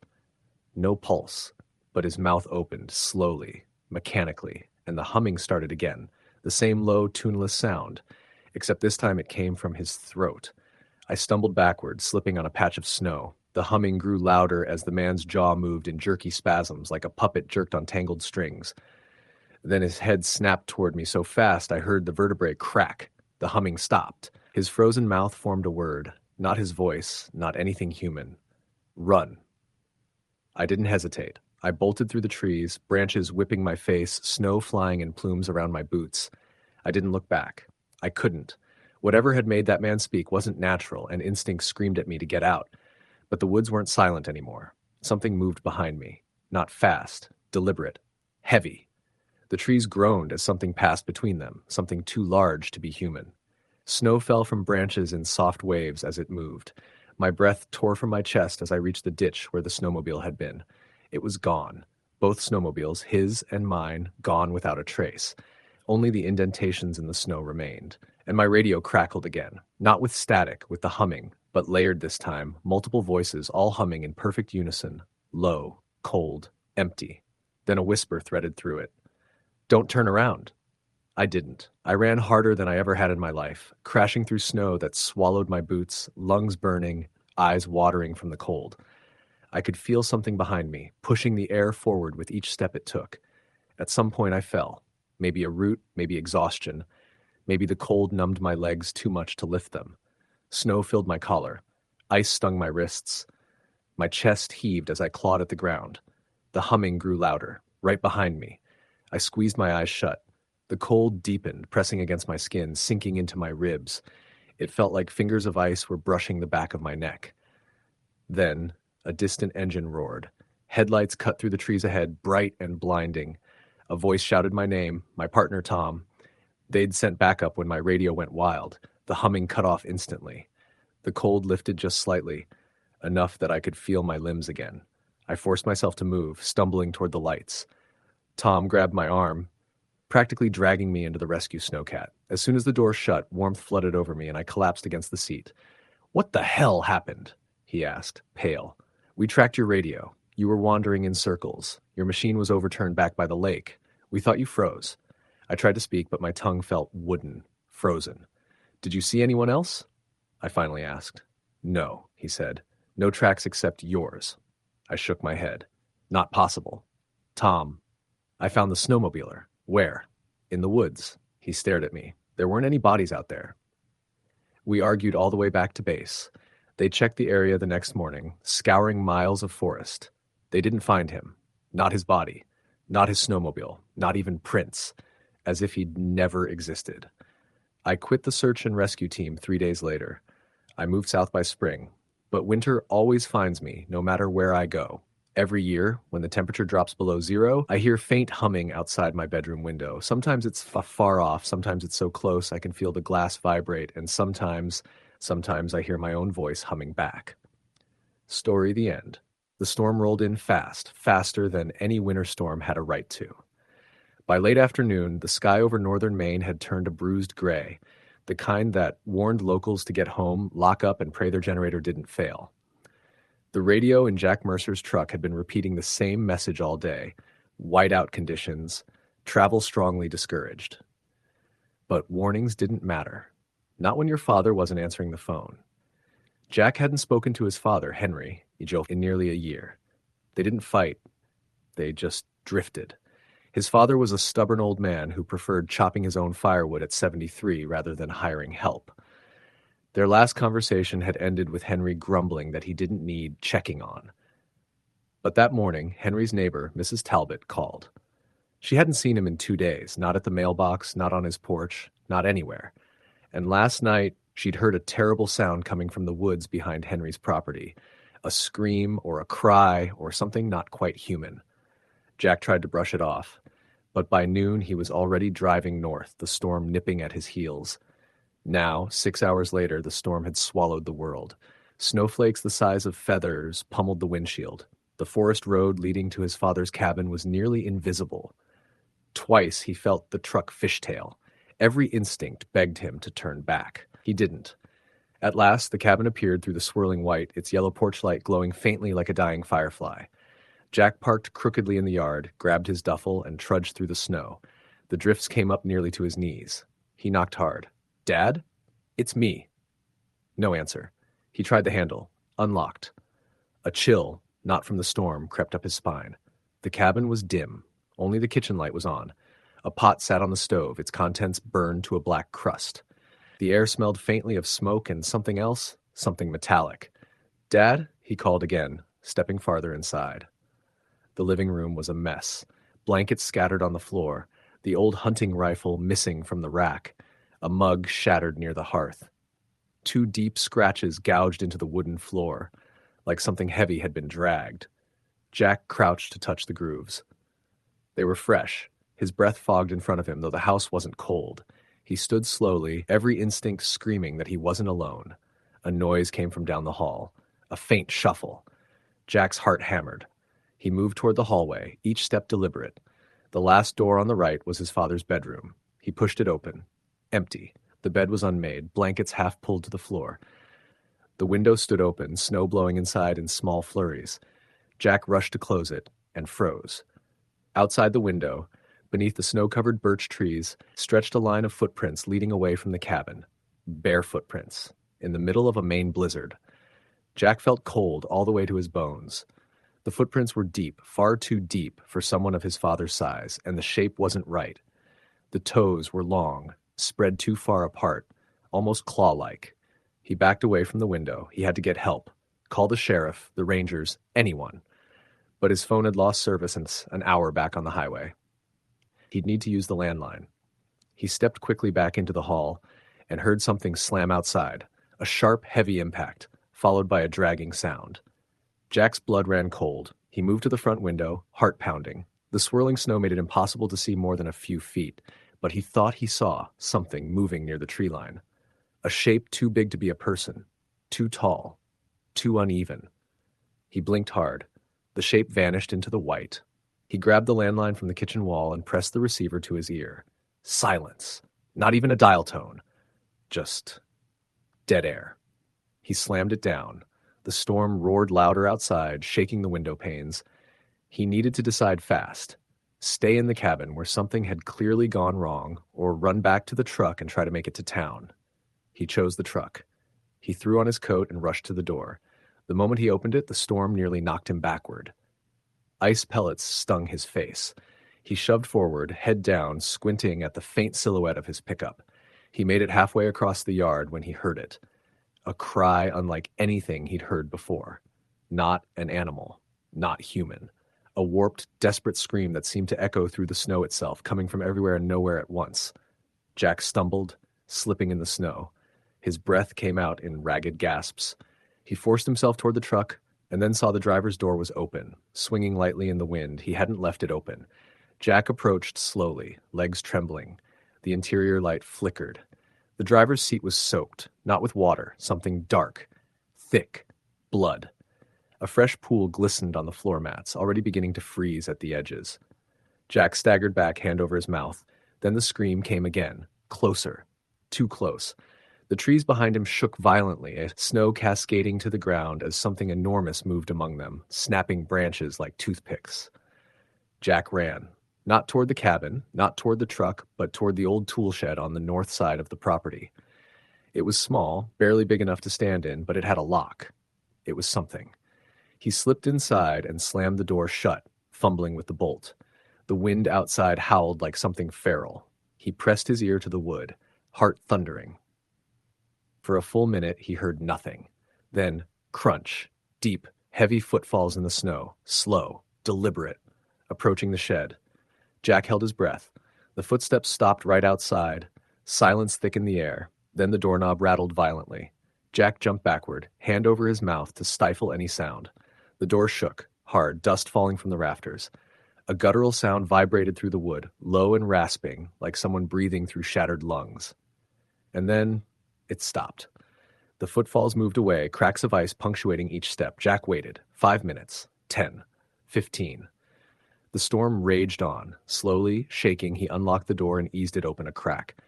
Snow blew in, blinding him for a moment. He stepped outside. The yard was empty. But the footprints, those impossible elongated prints, circled the shed nearly a dozen times before wandering off toward the woods. Jack followed their path with his eyes. They stopped suddenly, mid-stride, as if whatever made them had simply disappeared. He turned toward the cabin again, wishing he'd never set foot on the property. But he couldn't leave without knowing what had happened to his father. He was halfway to the house when something moved at the edge of his vision. A dark shape behind the woodpile. He squinted, freezing in place. It shifted, slowly rising. A tall, contorted figure uncoiled itself from behind the stacked logs. Its limbs were long, too long, and its skin hung loosely, pale and almost translucent, stretched like wax over bone. Its head tilted in an unnatural angle, and its eyes, Its eyes were milky, unfocused, yet somehow staring straight at him. Something dangled from its left hand. A flannel shirt. His father's flannel shirt. Jack stumbled backward, slipping on the ice.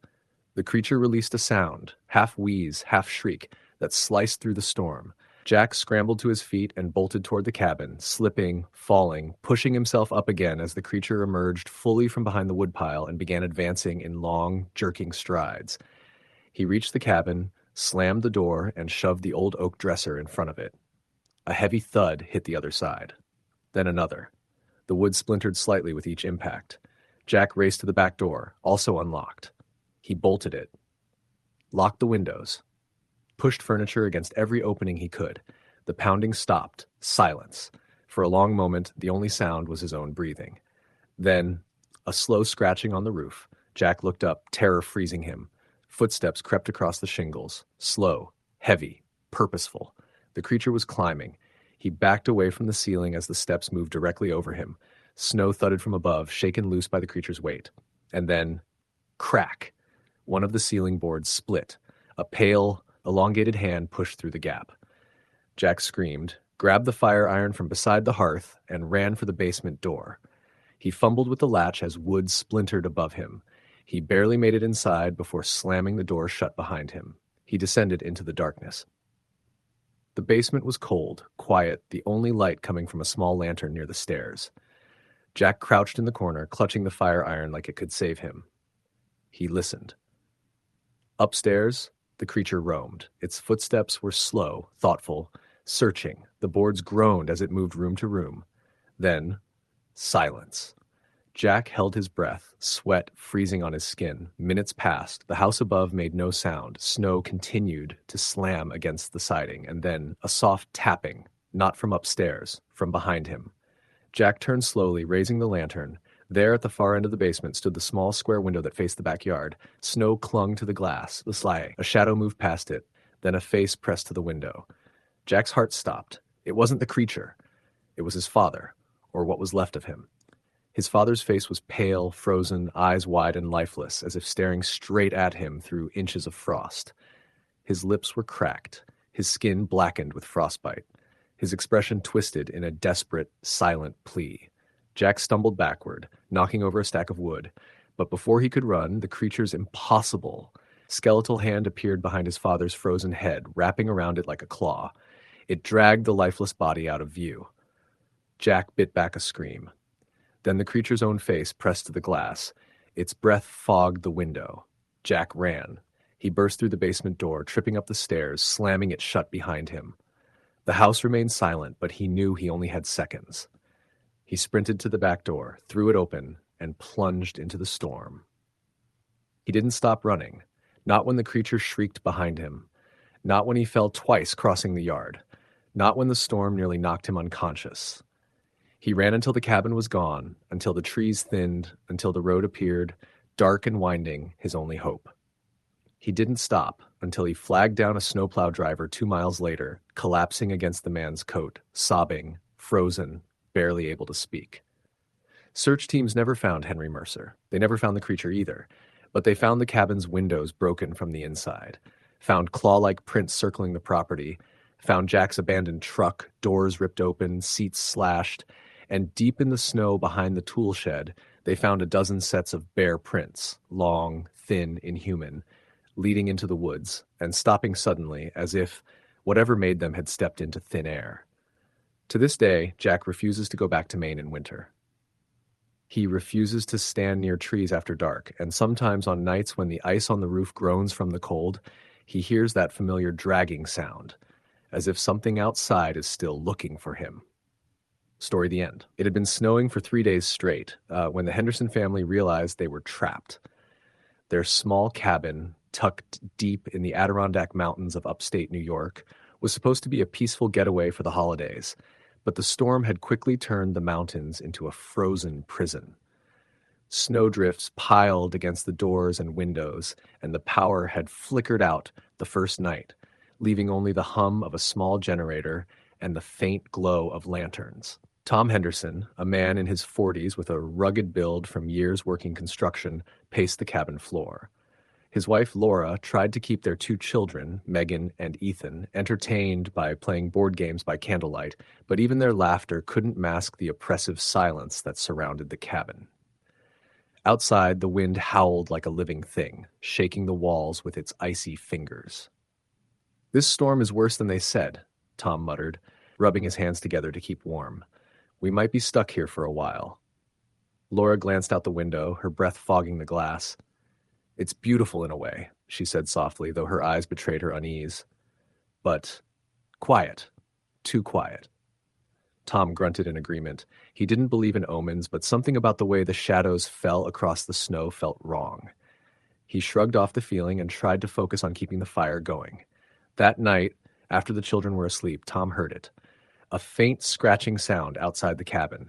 At first, he thought it was a branch against the wall, whipped by the wind, but the noise persisted, slow and deliberate. He opened the door, shining a flashlight into the blizzard, but there was nothing. Just endless snow and twisted trees bending under its weight. By the next morning, the storm had intensified. The Hendersons were running low on supplies, and Tom knew they needed to dig a path to the main road to reach help. But when he stepped outside, he realized the snow was deeper than expected, at least 6 feet in some places. As he shoveled a small clearing, he noticed footprints in the snow. Human-sized, but not like anything he recognized. They weren't his, not Laura's, not anyone from the nearby town. The tracks led into the woods, then vanished. "That's strange," he murmured to himself. "No one's been out here." He showed the tracks to Laura, who shivered despite her thick sweater.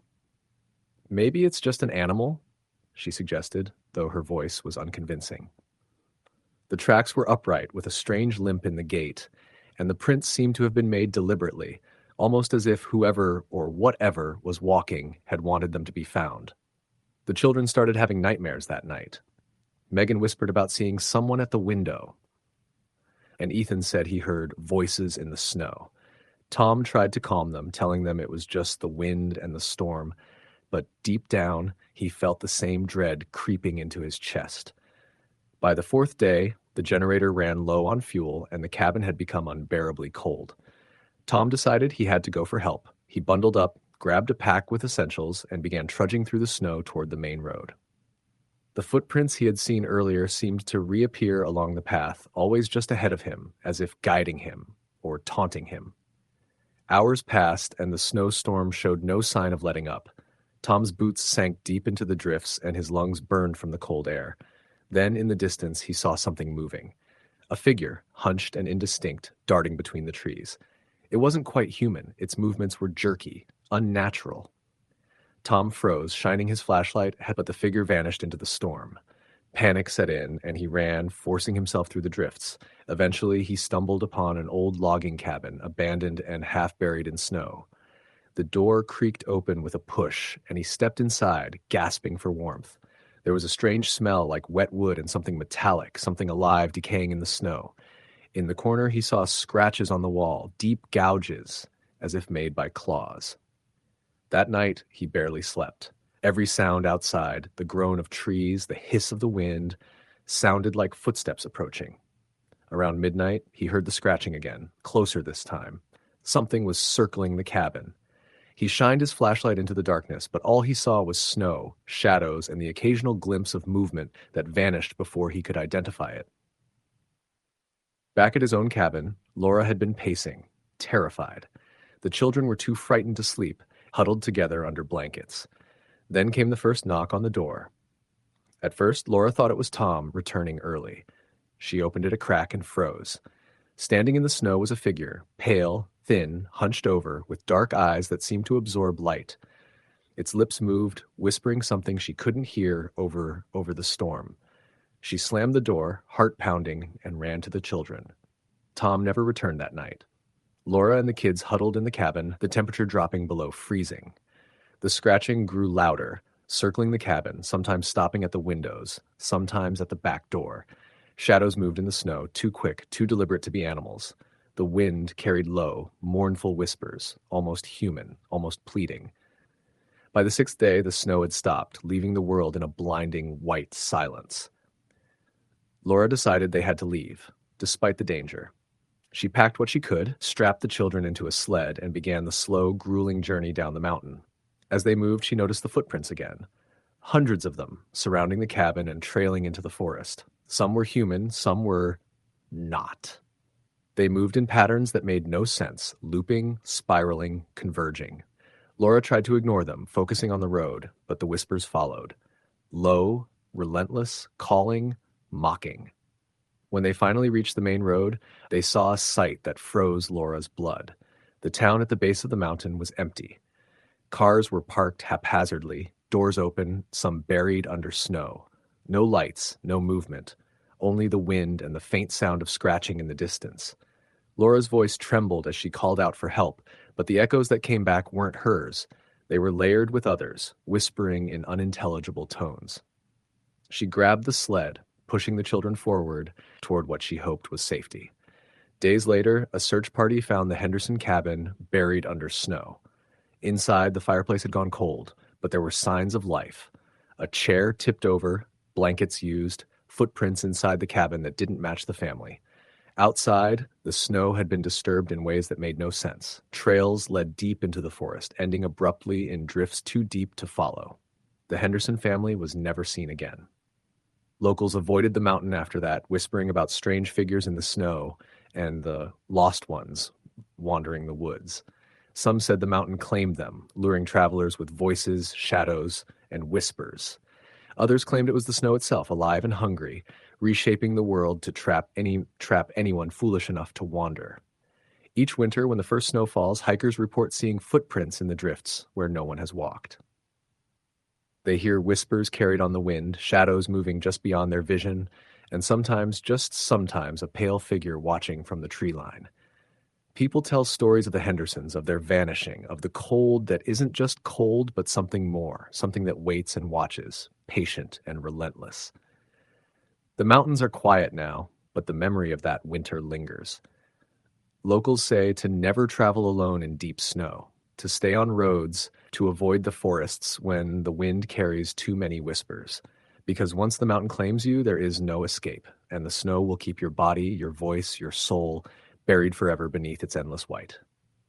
Story the end. The storm was already rolling in when I pulled off the main highway and onto the narrow mountain road that led to the rental cabin. The sky had that strange, silvery glow that only comes before a heavy winter dump, snow swirling in the headlights like frantic moths, each gust of wind pushing the car sideways just enough to raise my blood pressure. I had planned to arrive before dark, but a late start, Christmas traffic, and a jackknifed semi outside Billings made sure that wasn't happening. By the time I reached the foothills, night had already swallowed everything, and the forest looked like a solid wall of black on either side. The GPS kept flickering between recalculating and a blank blue screen. I wasn't surprised. This was Montana, deep in the mountains, and this rental wasn't exactly in a tourist hotspot. That was the whole point of coming out here alone. No crowds, no family drama, no boss asking me to just finish up one more quick thing before the holidays. I wanted quiet, maybe a chance to work on the half-finished novel on my laptop. The listing had described the cabin as secluded, peaceful, ideal for creative retreat. Secluded. Yeah, they weren't lying. It was close to 9:30 p.m. when I finally saw the turnoff, a nearly invisible break in the tree line with a wooden post marking Red Pines Road. I took it slowly. The tires skidded a little on the packed snow, but the traction control snarled and caught again. About 2 miles in, the trees suddenly thinned, revealing a clearing, and at the center of it, the cabin. It was small, old, and half buried in snowdrifts that reached almost to the windowsills. A faint porch light glowed above the door, swaying gently in the wind. I parked beside the cabin, killed the engine, and was instantly swallowed by silence. No traffic, no cell reception pinging in my pocket, no humming of electric lines, just wind and the groan of shifting trees.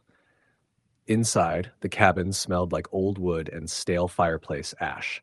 The property manager had promised to leave the heat on low, but the air was cold enough to fog my breath. I cranked the thermostat and piled some logs into the cast iron wood stove. Soon the place began to crackle and warm, and the atmosphere switched from freezing to almost cozy. By midnight, I had unpacked, microwaved a frozen lasagna, and was sitting on the couch with a blanket half watching some downloaded movie and half scrolling the few offline pages on my phone. The storm raged outside. Wind battered the cabin hard enough to make the walls shudder. Snow piled against the door in slow, persistent thumps. At 12:43 a.m., the first sound came, a dull, rhythmic knock. 3 taps, then silence. I froze. It wasn't the wind. It wasn't a branch. It sounded deliberate. Human. My first instinct was to tell myself I imagined it. But then it came again, 3 slow, heavy knocks on the front door. I muted the movie. My heart thumped painfully. Who would be out here? There were no neighbors for miles, no passing hikers, no passing anything. The knocks came a third time. I stood up and moved toward the window beside the door, keeping the lights off so no one could see me back. The cold glass fogged slightly beneath my breath as I peered outside. Nothing. Only darkness. A wall of falling snow. I waited. No movement. No sound except the howl of the wind. Maybe something fell against the door? Maybe the snow shifting? Convincing myself of that, I backed away, checked the lock twice, and returned to the couch, though I couldn't bring myself to press play again. The knocks never repeated that night, but sleep didn't come easily. By morning, the storm had smothered everything in a fresh 3 feet of snow. I opened the front door, after forcing it past the drift, and stepped outside to examine the porch. The snow was pristine, perfectly smooth. No footprints, no disturbances, nothing to explain the knocking. I convinced myself it must have been something else, the porch light hanging loose maybe, or ice falling off the roof. I spent the day writing, reading, and trying to ignore the uneasy feeling that kept creeping up whenever the wind shifted just right. That night, the second sound came. It was 3:18 a.m., and I woke to a sharp crack like someone stepping on a frozen branch. Not outside. Inside. Right beneath the bedroom floorboards. The cabin was small, built on short wooden pillars. There was no basement, no crawl space large enough for anything more than pipes or rodents. But this sound was too heavy, too intentional. Crack, then another. I forced myself to sit up. My throat felt tight. The wood stove had died down to embers, but enough heat lingered to stop the air from freezing cold. The creaking noises moved slowly toward the front of the cabin. A dragging sound followed, like something scraping along the underside of the floorboards. I slipped out of bed and grabbed the iron fireplace poker. My hands shook violently. The noises stopped. For almost 10 minutes, I stood there listening, waiting, barely breathing. Then the knocking started again. 3 knocks. Same as before, but this time they came from the back door. The cabin had 2 entrances, front and back, and the back one was barely used, practically blocked by snow. I stepped into the hall, the poker clenched tight. The back door stood in full darkness. The only light was from the bedroom behind me. Knock. Knock. Knock. Slow and deliberate.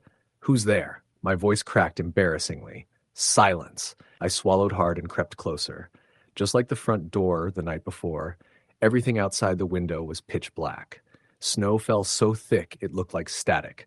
I waited 5 minutes. 10. Nothing. Finally, I forced myself back to bed, though sleep never came. By sunrise, I was severely considering packing up and abandoning the trip entirely. But the roads were completely buried, my car was half frozen, and according to the cheap weather radio in the kitchen, another storm was rolling in by evening. If I left, I risked getting stuck halfway down the mountain with no signal and no help. So I stayed. The third night was worse. Much worse.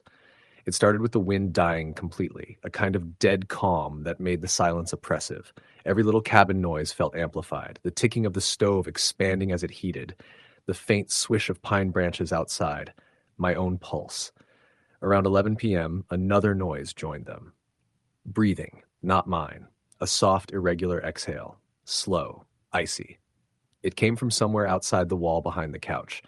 At first it was faint enough that I questioned it, but then it grew louder, as though something had pressed its face right against the wooden siding of the cabin. Exhale, inhale, exhale. I stood up slowly, trembling so badly I almost dropped the poker I still kept nearby. My heart hammered so loud I was sure whatever was outside could hear it. The breathing moved. It slid along the wall toward the window. I couldn't stop myself. I backed away as the breathing grew louder right beside the glass. It stayed there, hovering, listening. I waited, frozen in place, until the breathing finally moved again, dragging itself toward the front porch. I crept to the window by the dining table, staying low, and lifted one corner of the curtain just enough to see outside. Someone was standing there. Not clearly, just a tall, human-shaped silhouette standing motionless in the snow, inches from the door. The porch light flickered weakly behind them, but every time it flared, the figure seemed wrong somehow, like its limbs didn't bend quite naturally. My breath seized in my throat. Before I could duck away, its head snapped upward, and it looked straight at me. I dropped the curtain and stumbled backwards so fast I hit the chair behind me. My knees buckled. I nearly collapsed. For almost 20 minutes, I sat on the floor, shaking, listening, waiting for knocking or more breathing or something worse. But nothing happened.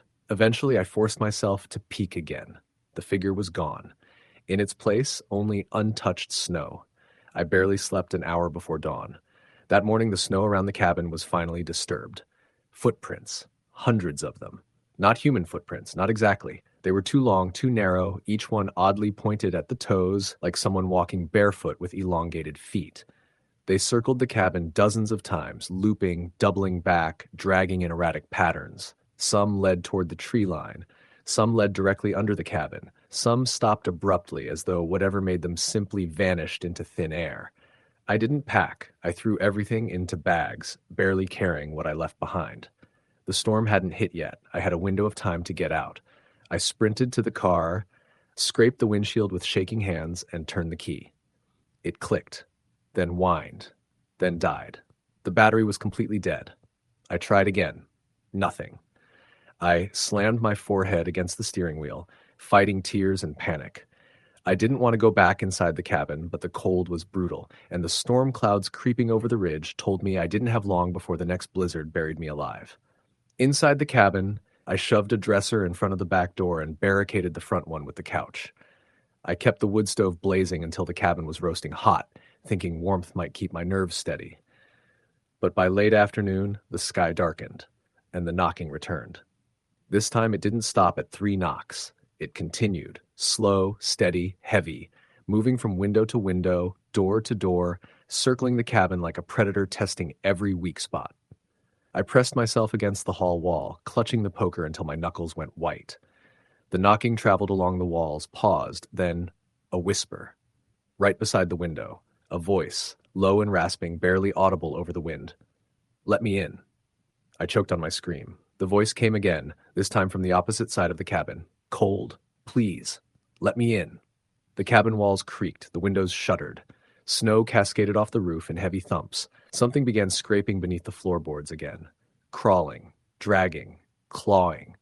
I backed into the bedroom, shut the door, and pushed the dresser in front of it. The knocking intensified everywhere at once, front, back, sides, under the floor. The cabin shook like something was pushing on every surface at once. Then the whisper came from outside the bedroom window. "You saw me." My blood turned to ice. The whisper rose, overlapping voices now, multiple tones, all wrong, all shifting as though learning how to sound human. "You saw me. Let me in. Let me in. Let me in." The window pane flexed inward. A thin crack formed across the glass. I screamed and grabbed the laptop from the bedside table, hurling it at the window. It bounced off, but the shock seemed to jolt the frame. The cracking stopped. The voices fell silent. All at once. The storm fully hit then. Wind slamming the walls, snow pounding the roof in heavy waves. The cabin groaned under the pressure. I didn't sleep at all. I sat in the corner with the dresser in front of the door until the blackness outside the window slowly shifted to pale gray. Morning. Silence. The storm had passed. I waited another hour before moving the dresser, opening the bedroom door, and stepping out. Nothing was broken. Nothing was moved. But the snow outside every window had been pushed inward in strange patterns, like fingertip marks dragging upward across the drifts. My car battery was still dead, but at dawn, a snowplow passed by on the main forest road about a quarter-mile away. I saw its lights through the trees. I didn't think. I sprinted, stumbling through waist-deep snow, waving and screaming until the driver saw me. He radioed for help. A tow truck came. I left everything in the cabin, my laptop, clothes, food. I didn't care. The property manager refunded me without arguing. When I asked him if anyone had ever reported strange activity out there, he hesitated too long before answering. "Cabin's been there since the 1940s. he finally said. Old logging area. People used to go missing up in those woods. Storms, animals, exposure. You know how it is. But the way he avoided eye contact told me he didn't believe any of that. I don't know what I saw out there. I don't know what walked around that cabin night after night, knocking, breathing, whispering. I only know that something was out there. Something that didn't need footprints to appear. Something that learned to imitate speech. Something that was waiting for me, maybe for anyone to open the door. I've had 2 winters since then, and I still wake up at night hearing knocking. Always 3 times, always slow, always deliberate. Story. The end. The wind had been clawing at the windows since before dawn, rattling the old glass panes like fingertips tapping insistently to be let in. By the time the sun technically rose, hidden somewhere behind a sky smeared with iron-gray clouds, the entire town of Dunridge was already buried in a whiteout. Snow swept sideways in thick sheets, erasing the horizon and smothering sound. It wasn't unusual for northern Montana, but even the locals agreed that this storm felt wrong, too early and too vicious for December. I had driven through worse storms, or at least I thought I had. I'd been a paramedic for 9 years, used to navigating icy highways and responding to emergencies in weather it made most people stay home. But that morning, the dispatcher's voice crackled through with an urgency I'd rarely heard. Single vehicle accident out on Haven Ridge Road. Caller didn't stay on the line? Might be injuries. You're the closest unit. I glanced out at the swirling white mess. Haven Ridge was remote, little more than a narrow mountain road that twisted through the woods. If someone had gone off the side, they wouldn't last long in the cold. So I grabbed my gear, threw on my thickest jacket, and headed out in the ambulance alone. My partner was sick, and we were already short-staffed because of the storm. The main roads weren't horrible yet, but once I turned off toward the ridge, visibility dropped to almost nothing. My headlights illuminated only the frantic dance of snowflakes before being swallowed by the storm. I drove slowly, following the faint memory of where the road should be. About 2 miles up, I saw the skid marks first. They curved hard to the right, disappearing over the edge of the road. My stomach tightened. I set the brake and stepped into the blinding wind. Snow stung my face, and the cold felt like it could split my skin open. Peering over the side, I spotted the wreck, an old blue pickup, nose down in a ditch but not completely overturned. Steam rose from the crumpled hood. The driver's side door hung open, rocking slightly in the wind. "Hello?" I shouted, my voice whipped away instantly. No answer. I scrambled down carefully, boots slipping on the icy incline. The snow was nearly to my knees. When I reached the truck, the first thing I noticed was the blood on the steering wheel. Fresh, bright red against the gray interior. But there was no one inside. I swung my flashlight around. Bare footprints. Just bare footprints. No shoes. Led away from the truck, disappearing into the trees. The tracks were small, maybe a woman's or a teenager's. They looked clumsy, uneven, like whoever made them was hurt. But what made my skin crawl was how deep they were.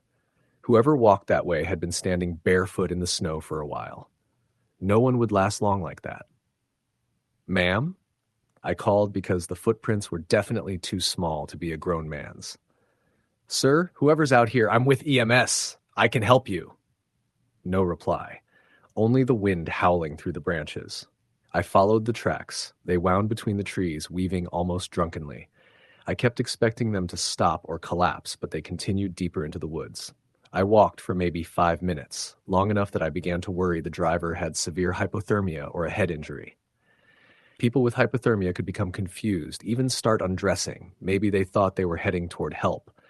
Then I saw something in the snow ahead, a shape partially buried, unmoving. My heart kicked hard. I rushed forward, already peeling open the thermal blanket from my bag. It wasn't a person. It was a deer. A doe lay sprawled on her side, stiff as stone, her tan coat dusted white. Her mouth hung open as if frozen mid-scream, and her eyes were glazed. The disturbing part wasn't that she was dead. Animals died in the cold all the time. What made my breath freeze was her stomach, torn open, but not by an animal. There were no bite marks, no signs of feeding. Instead, the long incision was unnervingly clean, like it had been cut open by a scalpel. Her organs were almost neatly arranged in the snow beside her, steaming faintly. And there, just beyond the doe, were more footprints, bare ones, fresh, as if someone had been kneeling there, working on the carcass. I felt an instinctive shiver move down my spine. I was alone, in a blizzard, with someone who was either delirious or very much not. I backed up slowly. That's when I heard it, a voice.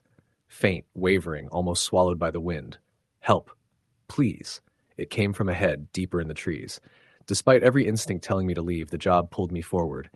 If someone was injured and alive, I had to try. I pushed through the thick branches until I stepped into a small clearing. In the center stood an old hunting cabin, the kind with weathered boards and a sagging roof, clearly abandoned for years. Smoke did not rise from its chimney, no light shone from its windows, but the footprints led straight to the door. "Hello?" I called, though my voice trembled. A soft whimper answered. I moved toward the door, hand on the handle of my flashlight like it was a weapon. I eased the door open. The interior was dark except for a faint glow from the far corner, where a lantern flickered weakly. The air was cold, colder than outside, if that was possible, and heavy with a metallic smell that made my stomach twist. Snow had blown in through cracks in the walls, forming small drifts against the floorboards. And sitting in the corner, half hidden by shadows, was a woman. At least I thought she was a woman at first. She was barefoot, wearing only a thin nightgown soaked with blood. Her dark hair hung in tangled ropes over her face. Her arms were wrapped around her knees, and she rocked gently as if trying to keep herself warm.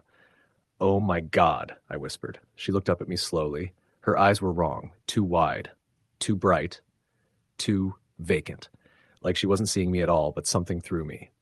"Ma'am," I said softly, stepping closer, "I'm here to help. You were in an accident."